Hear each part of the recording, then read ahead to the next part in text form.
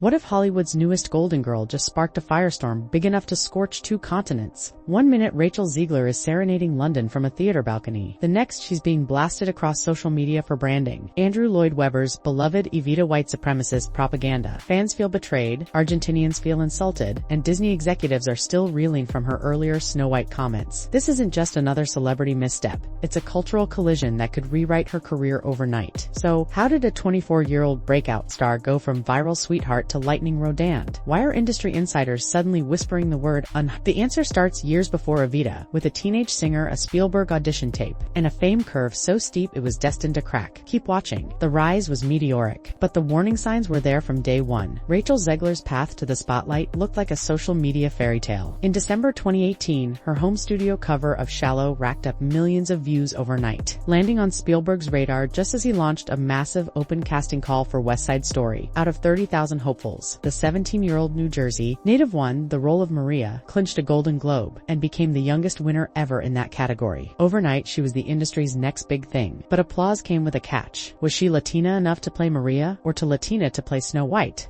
Zegler has spoken about white studio executives who kept asking her to prove her heritage, while online critics later claimed Disney's first princess should remain traditionally white. The same identity controversy cut both ways, foreshadowing the polarized reactions she'd meet at every turn. Still, the phone kept ringing. A DC Universe cameo in Shazam, Fury of the Gods, a starring role in The Hunger Games, The Ballad of Songbirds and Snakes, and Disney's live-action Snow White crowned her the face of Gen Z Hollywood. Yet with each red carpet interview, her candor edged closer to combustive. Quips like calling Prince Charming a stalker lit fandom forums ablaze. TikTok edits spliced her remarks into endless reaction videos. Behind the glam, you could almost hear the ice creaking. By the time Disney's strike delayed Snow White finally limped through theaters, bombing at the box office, but surging on Disney Plus, the narrative had shifted. Zegler wasn't just an actress. She was a culture war avatar, loved and loathed in equal measure. And as we'll see in the next chapter, the apple that poisoned her public image was nothing compared to the grenade she'd soon lob at. Evita. When Disney put Snow White into Rachel Zegler's hands, the studio expected nostalgia. Instead, one off-the-cuff line lit the fuse. At D23, she quipped that the 1937 prince literally stalks her weird, a soundbite that bounced from Variety to TikTok and ours, and framed her as the actress who mocked a childhood classic. That clip didn't fade, it snowballed. Meme edits painted Zegler as ungrateful, while identity fights erupted over whether a half-Colombian, half-Polish star was too Latina or not Latina enough for either Maria or the fairest of them all. Even producer Mark Platt's son blasted her as narcissistic, feeding a narrative that Zegler herself, not dwarves or CGI, was tanking the hype. When the dust reached the box office, Disney felt the bruise. Snow White became the studio's worst-performing remake in a decade, earning barely half its $410 million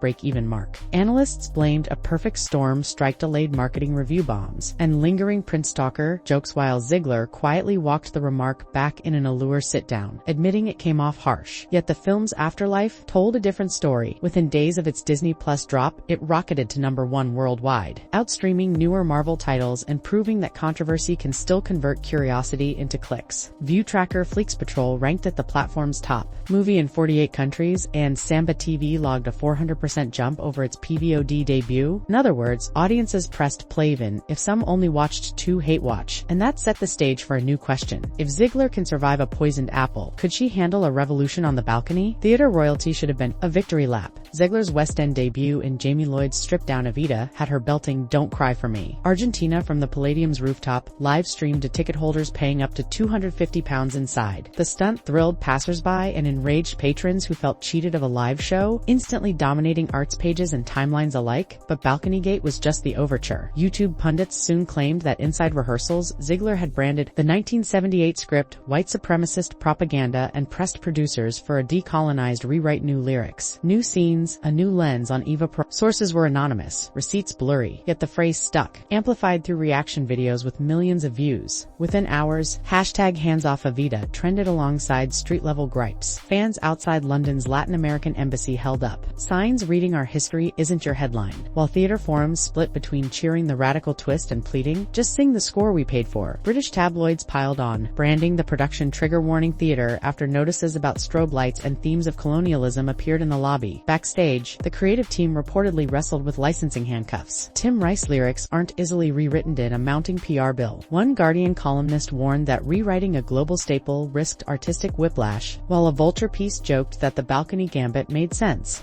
only if audiences accepted being the privileged elites whose blood will run in the streets when the rev comes. For Zegler, the fallout cut deeper than a lukewarm review. Hollywood books whispered about Zekler's and new contracts and charts against hot mic activism, while Argentinian news anchors questioned why an American should lecture them on Eva's legacy. Whether the alleged demands were true or overblown, the perception was set. She wasn't merely starring in Evita, she was trying to rewrite it. And that perception would follow her into every audition room that came next. The internet felt the blast first. Within hours of the white supremacist leak, Spanish-language hashtag Evita hands off, and hashtag Zegler go home spiked into Argentina's trending feed, echoing through TikTok stitches and YouTube breakdowns that racked up millions of views. In one viral clip, the on-screen tyrant practically screamed, "Hands off our history," while the comment scroll filled with Argentine flags and broken heart emojis. But the most stinging rebuke came from Argentina's mainstream press. La Nación ran the headline, "La polémica que sacude al musical de Evita en Landras de Fraudados," spotlighting paying theatergoers who felt cheated and patriotas who thought Zegler had reduced a national icon to a publicity stunt. One columnist blasted the balcony gambit as una puesta en escena que replantea todo lo que creemos saber Eva Perón, but warned that turning a sacred anthem into sidewalk content risked becoming turismo de indignation. Outside the hot takes, academics weighed in. A Buenos Aires historian interviewed on local radio argued that Evita was already a critique of power. Screenshots of the segment ricocheted across Latin Twitter, piling on a fresh accusation cultural overreach. By week's end, the backlash had jumped continents. London protesters unfurled an Argentine flag outside the Palladium while chanting. Security ushered paying patrons through side doors as onlookers filmed the chaos. The imagery was perfect, YouTube fodder, and a nightmare for producers already scrambling to calm investors. And in Hollywood boardrooms, calculators were clicking louder than the clapperboards inside those rooms. One truth dominated: controversy costs money. A Variety quoted top agent grumbled that Disney had let a 23-year-old control the narrative, calling Zegler a walking soundbite factory that studios now view as a liability. The New Yorker summarized the sentiment bluntly: every misstep added zeros to the risk column. Contracts are already muting. Industry lawyers whisper about a new Zec clause, a conduct paragraph that lets financiers dock pay or yank credits if off-screen activism tanks brand value. A leaked LinkedIn white paper broke down the logic. Stars are brand reps first, humans second, and any breach of that image triggers reputation damages. Numbers back the paranoia. Disney's £185 million Snow White reboot dogged by strike delays, dwarf redesigns, and Zegler's Prince Stalker quip-bombed so hard that the Times called it a new low for cultural desecration, with PR guru Mark Borkowski warning the studio had hired a walking soundbite factory. Box office shortfalls forced bean counters to pencil in Zegler's name next to a 9-figure write-down, so casting directors have started running a spreadsheet calculation: talent times goodwill divided by potential backlash equals greenlight probability. In that math, one more viral skirmish can lower the quotient to zero, hence the whispered phrase making the rounds at QA mixers: brilliant pipes, brittle brand. And as we'll see next, the cost isn't just measured in ticket sales, it's measured in future phone calls that never come. Here's the inconvenient truth studios keep whispering about. Audiences are starting to yawn at paint-by-numbers empowerment plots. When Juliet and Romeo, a May 2025 reimagining that turned Shakespeare's heroine into a pop-belting rebel, collapsed, with a 26% Rotten Tomatoes score and box office takings too small to chart, The Federalist summed up the mood. Hollywood's feminist victim narrative no longer sells tickets. It wasn't a one-off. Scroll back to 2019's Charlie's Angels reboot, $73 million worldwide, on a $48 to $55 million budget, plus a $50 million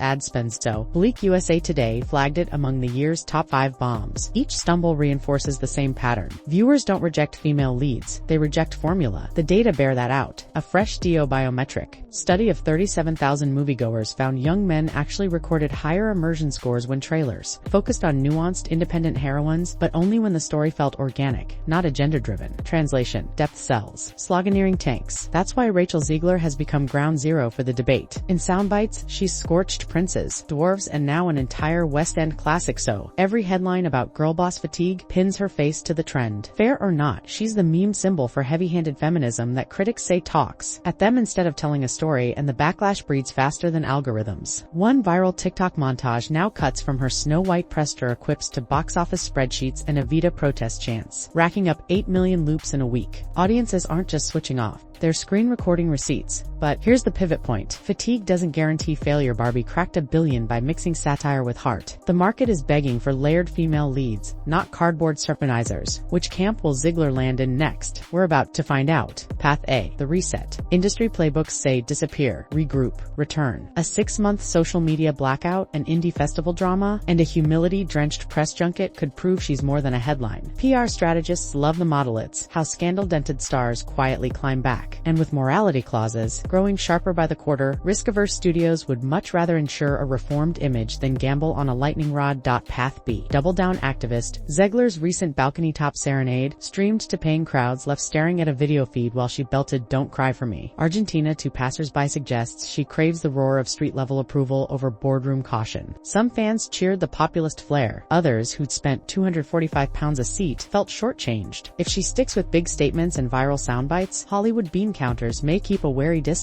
Studios burned by Ezra Miller. Level dramas are already inserting conduct in controversy. Writers the so-called Zeklazin to new contracts. Meanwhile, casting directors openly admit they Google every name. Follower counts help sell greenlights, but messy feeds scare insurers. Maya Hawke recently revealed some producers demand a cast's combined Instagram total before signing checks, a metric that turns every tweet into a line item on a budget. One more viral misquote, and spreadsheets may show her risk outweighs her reach. So the crossroads looks like this. Embrace a quieter craft-first chapter and watch the goodwill meter crawl back up. Or lean into culture war, celebrity, and risk becoming unbankable. Either route rewrites her story, but only one keeps the phones ringing. Next up. In our finale, we'll weigh those stakes against her track record and leave you with the question only the box office can answer. Stay tuned. Rachel Zegler's story reads like a fable with 2 endings, and both are still being written. She rocketed from basement covers to Spielberg's lens, only to find every mic check echoing back louder than the last. Snow White taught her how fast one jokey soundbite can turn $1 billion franchise into a meme war. Evita proved the fallout doesn't stop at Twitter. It can spill onto real streets, real stages, and a nation's pride. Now, Hollywood's calculators are open. On one column, pipes that can sell an anthem, a fan base that still hits play, and the raw charisma to headline for decades. On the other, backlash, inflation, protest footage, and contracts with conduct writers typed in bold. Whether she becomes the comeback kid or a cautionary tale depends on the next headline, and whose script she's willing to follow. So, tell us, is Zegler exposing rot in a dated industry or torching every bridge she crosses? Which ending feels deserved, and which one will audiences actually pay to see? Drop your take below, hit that subscribe button, and ring the bell so you don't miss Act 2. This drama isn't over, and the next scene could start filming tomorrow.